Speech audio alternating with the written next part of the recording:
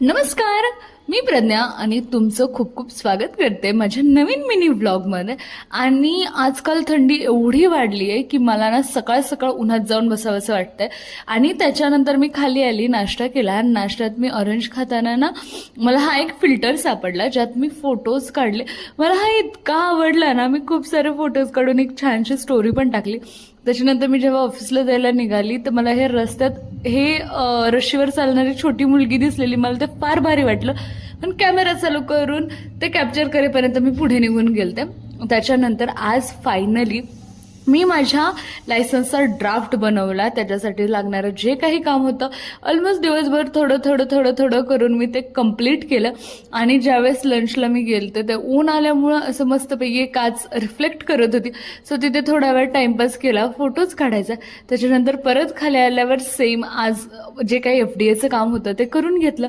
त्याच्यानंतर आई आली घ्यायला. सॅटर्डे संडे असल्यामुळे आईला सुट्टी आहे आणि ती मला घ्यायला आली घरी.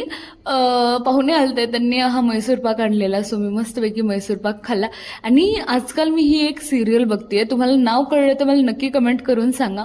त्याच्यानंतर आईला थोडंसं बरं नव्हतं, मग मी तिला घेऊन दवाखान्यात गेले.